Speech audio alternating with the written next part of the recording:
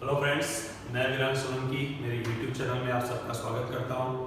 Friends, हमने second chapter linear correlation chapter हमने start किया था और उसमें भी लीनियर कोरिलेशन कोएफिशिएंट पढ़ने की उसकी तीन मेथड्स जो हमने देखी थी, उसमें पहली थी Karl Pearson's product movement method, second थी स्पीयरमैन्स रैंक कोरिलेशन मेथड और थर्ड थी स्कैटर डायग्राम मेथड। उसमें से फर्स्ट मेथड कार्ल पियर्सन की जो मेथड थी उसके तीन फॉर्मूलाज हमने देखे थे और उसमें कौन कौन से टाइप के सम्स थे, कैसे सॉल्व करते थे, वो हमने देखा था। आज हम देखेंगे दूसरी फॉर्मूला या तो फिर दूसरी method correlation coefficient find out करने के लिए।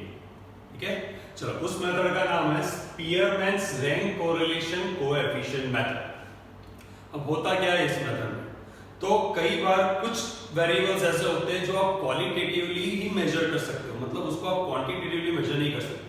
जैसे कि ब्यूटी आप ये नहीं बता सकते कि ये 10 नंबर ब्यूटी है, 2 नंबर ब्यूटी है, 5 नंबर ब्यूटी है। ठीक है, उसको आप नंबर्स में मेजर नहीं कर सकते। जिसको आप नंबर्स में मेजर नहीं कर सकते उसको हम बोलेंगे क्वालिटेटिव डेटा या तो फिर क्वालिटेटिव वेरिएबल्स। जिसको आप नंबर्स में मेजर कर सकते हो उसको हम बोलेंगे क्वांटिटेटिव मेजर्स या तो क्वांटिटेटिव वेरिएबल्स। ठीक है, चलो तो कुछ ऐसे डेटा होते हैं जिसको आप नंबर्स में रिप्रेजेंट नहीं कर सकते, जिसको आप नंबर्स में नहीं दिखा सकते। ऐसे डेटा के लिए अगर कोरिलेशन फाइंड आउट करना हो तो कैसे करेंगे, उसके लिए स्पीयरमैन ने एक मेथड बताई थी जिसको हम बोलेंगे Spearman's rank correlation coefficient method. क्या है उस मेथड का फॉर्मूला, तो R equals to 1 minus 6 sigma d square upon n bracket में n स्क्वायर माइनस 1 ब्रैकेट में। ठीक है, चलो अब इसमें d इक्वल्स टू क्या, तो d equals to rx minus ry। अब आप सोचोगे ये rx क्या है सर, ry क्या है, तो rx मतलब रैंक ऑफ x। जैसे कि मेथड का नाम ही है रैंक कोरिलेशन मेथड, तो उसके ऊपर से rx equals to rank of x और ry equals to rank of y। मतलब आपको x और y की कॉलम को रैंक देना है। वो रैंक कैसे देना है, कैसे सॉल्व करना है, कैसे उन दोनों के बीच का कोरिलेशन फाइंड आउट करना है, उसके लिए हम एग्जांपल देखेंगे। यहां पर मैंने एग्जांपल लिखा हुआ है फर्स्ट, देख यहां पर मैंने अलग अलग तरह के 8 स्टूडेंट्स के स्टैटिस्टिक्स और अकाउंटेंसी के मार्क्स दिए। ठीक है, 8 अलग अलग स्टूडेंट्स के स्टैटिस्टिक्स और अकाउंटेंसी के मार्क्स दिए। अब मुझे जानना है कि स्टूडेंट्स के स्टैटिस्टिक्स के मार्क्स और अकाउंटेंसी के मार्क्स, इन दोनों में क्या कोरिलेशन है या तो फिर कितना कोरिलेशन कोएफिशिएंट है, तो वो कैसे मेजर करेंगे, रैंक कोरिलेशन मेथड से हम कैसे उसको सॉल्व करेंगे। ठीक है, तो चलो देखते हैं। सबसे पहले आपको क्या करना है, x की कॉलम पकड़ लो। अब ना तो यहाँ पर x बार फाइंड आउट करने की जरूरत है, ना तो y बार फाइंड आउट करने की जरूरत है, आपको कोई मीन फाइंड आउट करने की जरूरत नहीं है। ठीक है, हम स्टार्ट करेंगे सबसे पहले x की जो कॉलम है उसमें सबसे बड़ा जो फिगर होगा उसको हम देंगे फर्स्ट रैंक। ठीक है, नॉर्मली भी हमारे स्कूल में जितने ज्यादा मार्क्स आएंगे उतना मतलब उतना ऊपर आपका नंबर आएगा। ठीक है, तो हम क्या करेंगे, सबसे बड़ा जो नंबर होगा उसको हम देंगे रैंक 1 और उसके लिए एक कॉलम बनाएंगे rx मतलब रैंक ऑफ x। चलो x की कॉलम में सबसे बड़ा नंबर कौन सा है, 98, तो 98 के बाद हम लिख देंगे 1। ठीक है, फिर उससे छोटा नंबर कौन सा है, 90। आपको ग्रेजुअली डाउनवर्ड जाना है, उसके लिए 2। फिर 90 से कम कौन सी वैल्यू दी आपको, 82, 3। 82 से कम कौन सी वैल्यू दी है, 78, 4। फिर 75, 5। फिर 62, 6। फिर 36, 7 और लास्ट में 25, 8। ठीक है, इसको हम बोलेंगे रैंक ऑफ एक्स। हमने क्या किया, x की जितनी भी वैल्यूज दी थी उसमें जो सबसे बड़ी वैल्यू थी 98 उससे स्टार्ट किया, उसको हम देंगे रैंक 1। फिर ग्रेजुअली डिक्रीज करते जाएंगे और जो भी नंबर आएगा उसके बाद, ठीक है, डिसेंडिंग ऑर्डर में जो भी नंबर आएगा उस हिसाब से उसको रैंक देते जाएंगे। और ऐसे करके हमने x के सारे नंबर्स को रैंक दे दिया, वो हो गया हमारा rx। इजी। वैसे ही ry मतलब rank of y, same method, सबसे बड़ा जो फिगर होगा उसको हम देंगे 1 नंबर। कौन सा है सबसे बड़ा फिगर? 91, उसको देंगे हम 1 नंबर। फिर 91 के बाद कौन सा आएगा? 86, 2 नंबर। फिर 84, 3, ठीक है। फिर 68, 4, 62, 5, 60, 6 नंबर, 55, 7 नंबर और 51, 8 नंबर, ठीक है। ये हमने रैंक दे दिए। अब हम निकालेंगे उनका difference. Difference d equals to rx minus ry, ठीक है, rx माइनस ry। चलो rx हमारा था 4, ry था हमारा 3, 4 माइनस 3 1, 7 माइनस 8 माइनस 1, 1 माइनस 1 0, 8 minus 6 2, 5 minus 4 1, 3 minus 5 minus 2, 2 minus 2 0 और 6 माइनस 7 माइनस। ठीक है, फिर से समझ लो हमने क्या किया। सबसे पहले x की कॉलम को रैंक दे दिया, किस हिसाब से? तो जो सबसे बड़ा फिगर उसका होगा उसको 1 नंबर, फिर उसके बाद 2 3 4 करते जाएंगे। सेम वे में y की कॉलम को भी रैंक दे दिया, उसके लिए भी ry की कॉलम बना ली। अब हम कॉलम बनाएंगे d की, जहां पर होगा d equals to rx minus ry, मतलब rx की वैल्यू में से ry की वैल्यू लेस कर देंगे, जो आएगा उसको हम बोलेंगे डिफरेंस d। और उसके बाद एक लास्ट कॉलम बनाएंगे d स्क्वायर। d स्क्वायर मतलब d का स्क्वायर 1 1 का स्क्वायर 1 माइनस 1 का स्क्वायर 1 0 का स्क्वायर 0 2 का स्क्वायर 4 1 का स्क्वायर 1 माइनस 2 का स्क्वायर 4 0 का स्क्वायर 0 और माइनस 1 का स्क्वायर 1। चलो, आपने जो नंबर्स दिए rx को ry को, क्या वो नंबर सही है या गलत है, यहाँ पर आपकी कुछ गलती है या नहीं, वो आपको फाइंड आउट करने के लिए उसके लिए एक ट्रिक दिखाता हूं। हमेशा d कॉलम का टोटल 0 ही आना चाहिए। अगर d की कॉलम का टोटल 0 नहीं आ रहा है तो मतलब आपकी कहीं ना कहीं कुछ ना कुछ गलती है, आपको फिर से उसको रीचेक करना पड़ेगा। ठीक है, अगर वो d है तो चांसेस है कि आपकी गलती ना हो।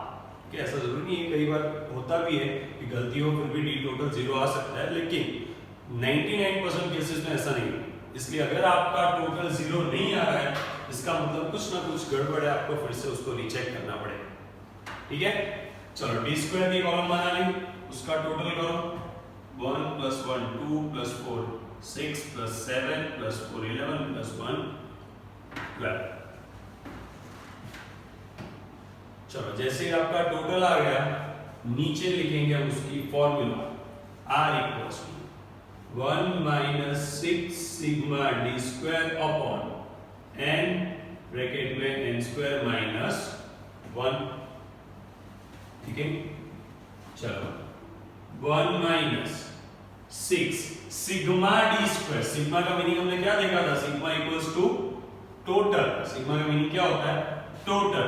सिग्मा d स्क्वायर मतलब d स्क्वायर का टोटल।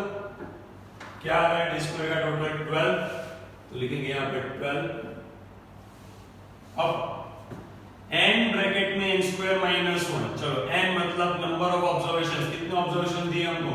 1 2 3 4 5 6 7 8। 8 ब्रैकेट में n स्क्वायर मतलब 8 का स्क्वायर 64 में डायरेक्टली लिख रहा हूं 64 माइनस 1। चलो इसको सॉल्व करेंगे हम।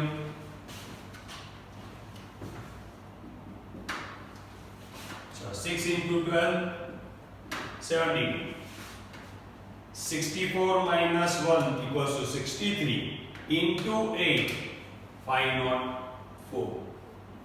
चलो कुछ स्टूडेंट्स क्या गलती करते हैं, ज्यादातर स्टूडेंट मतलब तो वो ये गलती करेंगे कि यहाँ पर ये जो फ्रैक्शन है उसको डिनोमिनेटर को लंबा कीजिए, फिर कैलकुलेशन में क्या करेंगे 1 माइनस 72 जो आएगा उसको डिवाइड करेंगे 504 से, वो गलत है। ठीक है, जो डिनोमिनेटर है वो सिर्फ 72 के नीचे ही है। ठीक है, अगर ऐसा करोगे वो तो एलसीएम हो जाएगा। चलो तो पहले हम करेंगे 72 डिवाइड बाय 504।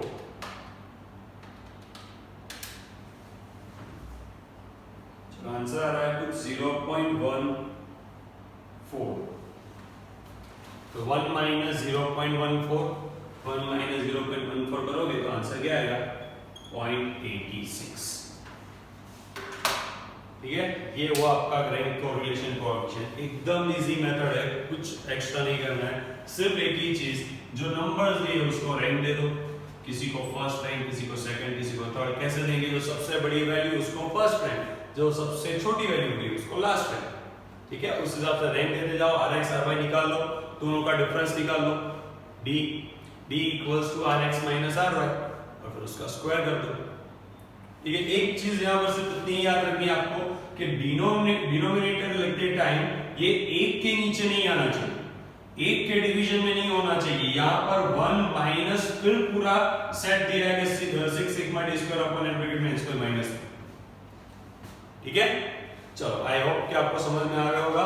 अब हम इसके आगे जाएंगे, कुछ एक इसी मेथड में एक नए टाइप का सम करेंगे और वो कैसे होगा वो हम देखेंगे। ठीक है, चलो तो फ्रेंड्स हमने एक एग्जांपल देखा, उसमें हमने देखा था कैसे आप इसको रैंक दे सकते हो और कैसे उसके ऊपर से हम rank correlation coefficient find out कर सकते हैं।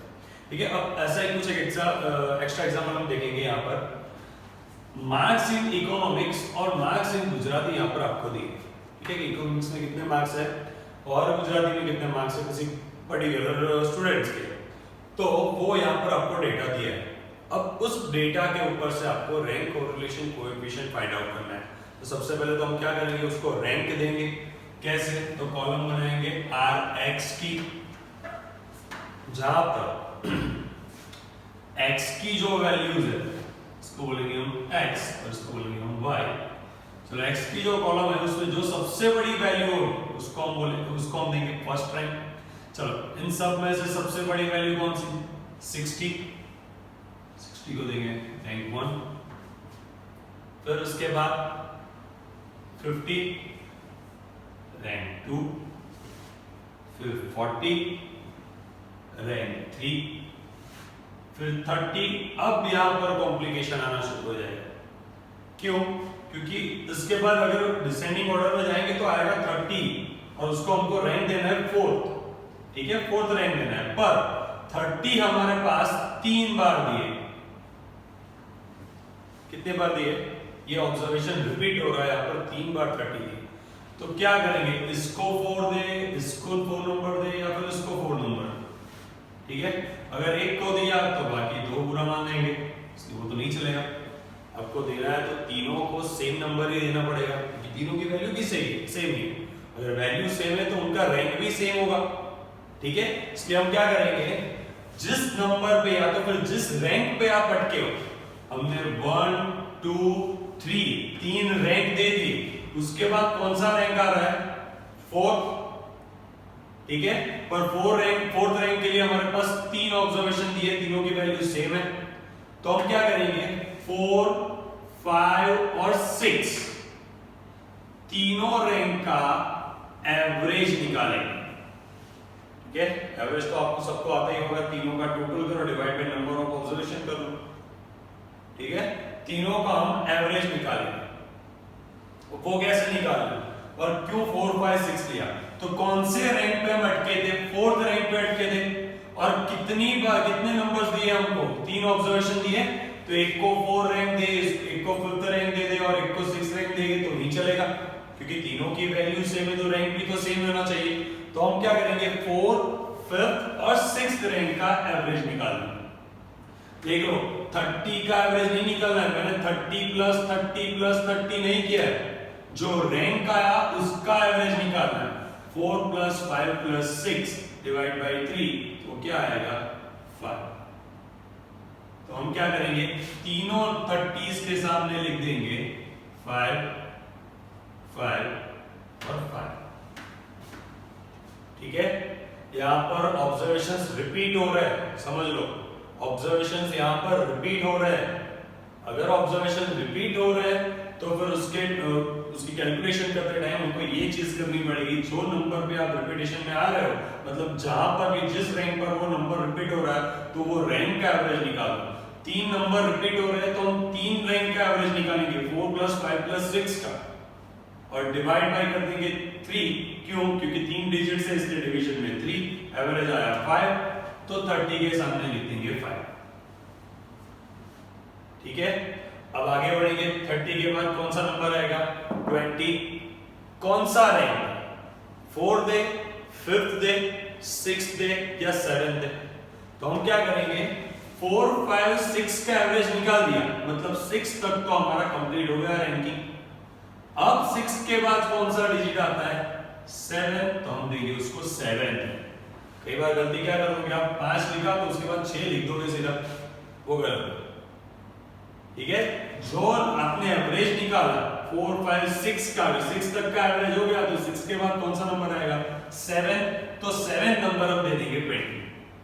और उसके बाद कौन सा आएगा, 8, तो 10 के सामने 8। क्लियर, ठीक है। चलो y में करेंगे सेम चीज, रैंक देंगे उसको, सबसे पहले ry की कॉलम बनाएंगे। कैसे, जो सबसे बड़ा डिजिट होगा उसको 1 नंबर, 80 है सबसे बड़ा डिजिट तो उसको देंगे 1 नंबर, 60 2 नंबर, 40 3 नंबर, 28 4 20। बट यहां पर भी सेम चीज हुई, नंबर रिपीट हो गए। 4 तक रैंक दे दिया, लेकिन जब 5th रैंक देने की बारी आई तब हमको मालूम पड़ा कि 20 नंबर्स तो रिपीट हो रहा है 2 बार। ठीक है, कौन से नंबर पे अटके थे हम, 5 नंबर पे, तो 5 प्लस 6। क्यों 5 प्लस 6, क्योंकि हमारे पास 2 डिजिट है, या तो फिर एक ही नंबर 2 बार रिपीट हो रहा है, तो एक को 5 नंबर दे, एक को 6 नंबर दे तो नहीं चलेगा, पूरा बनाए, तो उसको 5 क्यों और मेरे को 6 क्यों, नहीं। ठीक है, इसलिए हम क्या करेंगे, कई बार हमने देखा होगा कोई कंपटीशन होते हैं ना, वहां पर भी टाई हो जाता है। मान लो लग रहा है कि भाई ये दोनों सेम लेवल के, ये तो उनके बीच में टाई कर देते हैं, यहाँ पर भी टाई है। और वो टाई ब्रेक करने के लिए हम क्या करेंगे, जो रैंक पे हम अटके 5th और 6th, तो फिर 5 प्लस 6 डिवाइड बाई 2 करके उसका एवरेज निकालेंगे, तो वो आएगा कुछ 5.5। ठीक है, 5 प्लस 6 डिवाइड बाई 2। फिर से क्यों डिवाइड बाई 2 किया, क्योंकि हमको यहाँ पर एवरेज निकालना है। कितने डिजिट दिए हैं, 2 डिजिट, तो 5 प्लस 6 डिवाइड बाई 2 वो आएगा 5.5। क्लियर, तो दोनों 20 के सामने हम लिख देंगे 5.5 5.5। क्लियर, चलो अब आगे बढ़ेंगे। 20 के बाद कौन सा नंबर आएगा यहाँ पर, 15। ठीक है, पर 15 के लिए कौन सा नंबर आएगा, कौन सा रैंक देंगे उसको, तो 5 और 6 तक का तो हो गया, तो कौन सा नंबर आएगा, 7। ठीक है, फिर उसके बाद है 12, उसको देंगे हम 8। मतलब अगर नंबर्स रिपीट हो रहे तो उस टाइम पर रैंक का आपको एवरेज निकालना पड़ेगा, और एवरेज निकाल के फिर उसको रैंक देना पड़ेगा। ठीक है, चलो Rx और Ry की कॉलम तो हमने बना ली, अब कॉलम बनाएंगे D equals to Rx minus Ry, 1 माइनस 1 0, 5 minus 5.5 minus 0.5, 8 minus 2 6, 7 minus 3 4, 5 minus 8 minus 3, 2 minus 4 minus 2, 5 minus 5.5 minus 0.5, 3 minus 7 minus 4। तो इसका अगर आप टोटल करोगे 0 ही आना चाहिए। देख लेते आ रहा है 0। 6 plus 4 10, प्लस में सिर्फ 10 ही है, माइनस में 3 plus 2 5 plus 4 9 और माइनस में भी 10, मतलब उसका टोटल 0। बी की कॉलम का टोटल हमेशा 0 ही होना चाहिए। अगर 0 नहीं है इसका मतलब आपकी कुछ ना कुछ गलती, आपको उसको रेक्टिफाई करना पड़ेगा। ठीक है, चलो अब कॉलम बनाएंगे हम डी स्क्वायर। डी स्क्वायर में क्या करेंगे, डी का स्क्वायर 0 का स्क्वायर 0 माइनस 0.5 का स्क्वायर 0.25, 6 का स्क्वायर 36, 4 का स्क्वायर 16 और 3 का स्क्वायर 9, 2 का स्क्वायर 4, 0.25 और 16। तो इसका टोटल करेंगे हम 0.25 plus 36 plus 16 plus 9 plus 4 plus 0.25 plus 16, 81.5।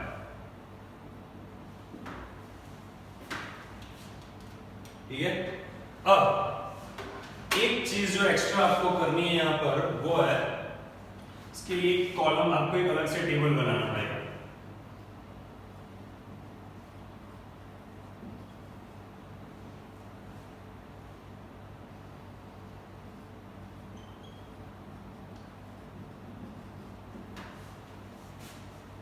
Repeated observation, ठीक है, उसके बाद हम बनाएंगे एम की कॉलम और फिर M cube minus M upon 12। चलो, रिपीटेड ऑब्जर्वेशन मतलब कौन सा नंबर रिपीट हो रहा है, तो नंबर 30 रिपीट हुआ, नंबर 30 रिपीट हुआ यहां पर एक्स की कॉलम में। ठीक है, कितनी बार, m equals to number of times it repeated itself. ठीक है, कितनी बार वो रिपीट हुआ। चलो, m इक्वल्स टू क्या आएगा, तो 3 बार रिपीट हो रहा है 30 नंबर, तो यहां पर आएगा 3। ठीक है, फिर इस फॉर्मूला में m की वैल्यू लिख देंगे और उसका आंसर लेंगे। चलो, m की वैल्यू अगर लिखेंगे 3 तो क्या आएगा, 3 3 9 3 27, m का क्यूब मतलब 3 का cube, 3 3 9 3 27 minus 3 that is 24 divide by 12 वो आएगा 2। ठीक है, m की वैल्यू 3 लिख दो इस फॉर्मूला में, जो आंसर आया वो लिख दो। और कोई नंबर है जो रिपीट हो रहा है, तो x में तो कोई नहीं है, हाँ, लेकिन y में है। y में है कौन सा नंबर, ऑब्जर्वेशन 20 रिपीट हो रहा है। वो कितनी बार रिपीट हो रहा है, तो वो 2 बार, तो इसके लिए m इक्वल्स टू 2।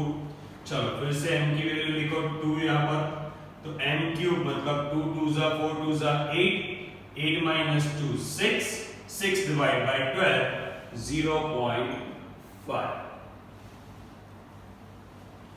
फिर इस कॉलम का भी टोटल करेंगे 2.5, जिसको हम बोलेंगे करेक्शन फैक्टर CF। हम क्या बोलेंगे, करेक्शन फैक्टर CF। देखो, हमने ये जो टेबल बनाया था वो तो नॉर्मल ही बनेगा, जब कॉलम्स बनती है वो नॉर्मली बनेगी। ये पूरा टेबल बन जाए उसके बाद नीचे आपको एक छोटी सी कैलकुलेशन दिखानी। क्यों ये बताना जरूरी है, क्योंकि यहाँ पर हमने कुछ नंबर्स रिपीट हो रहे थे, तब रैंक का एवरेज निकाला था, और रैंक के एवरेज निकालने के बाद हमने सम किया। ठीक है, इसलिए उसको करेक्ट करने के लिए एक छोटी सी कैलकुलेशन करनी पड़ेगी, जिसको बोलेंगे करेक्शन फैक्टर की कैलकुलेशन। इसके लिए आपको 3 कॉलम बनानी है। रिपीटेड ऑब्जर्वेशन मतलब जो नंबर रिपीट हो रहा है वो नंबर, फिर m मतलब नंबर ऑफ टाइम्स जो रिपीट हो रहा है, कितनी बार रिपीट हो रहा है, वो आपको यहाँ पर लिखना पड़ेगा। और फिर ये फॉर्मूला है m cube minus m upon 12, जिसमें m की वैल्यू लिख दो, जो आएगा वो आपका टोटल होगा, जिसको हम बोलेंगे CF। ठीक है, जिसको हम बोलेंगे CF। अब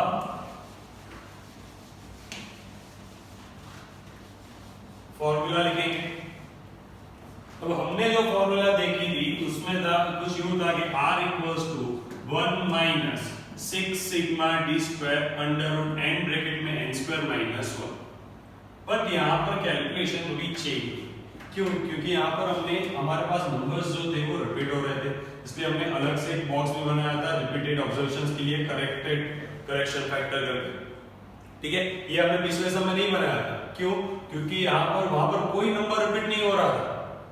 अगर नंबर रिपीट होता है तो ही ये बनाना है, वरना नहीं बनाना है आपको। ठीक है, अगर नंबर्स रिपीट हो रहे हैं तो ही करेक्शन फैक्टर की कैलकुलेशन करनी है, वरना आपको उसकी जरूरत नहीं है। और तभी अगर आपने करेक्शन फैक्टर्स की कैलकुलेशन की है तो आपकी फॉर्मूला थोड़ी सी चेंज हो जाएगी, sigma D square plus C F division में n ब्रैकेट में n square minus.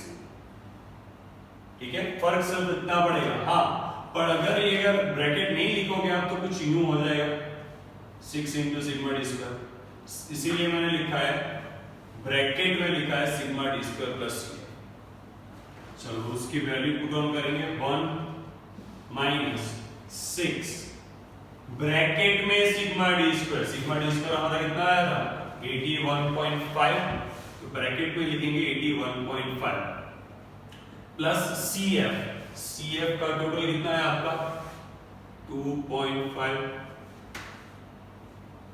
Divide n कितना है हमारा 1 2 3 4 5 6 7 8 ऑब्जर्वेशंस दिए, तो n equals to 8 n square 8 का स्क्वायर 64 माइनस 1।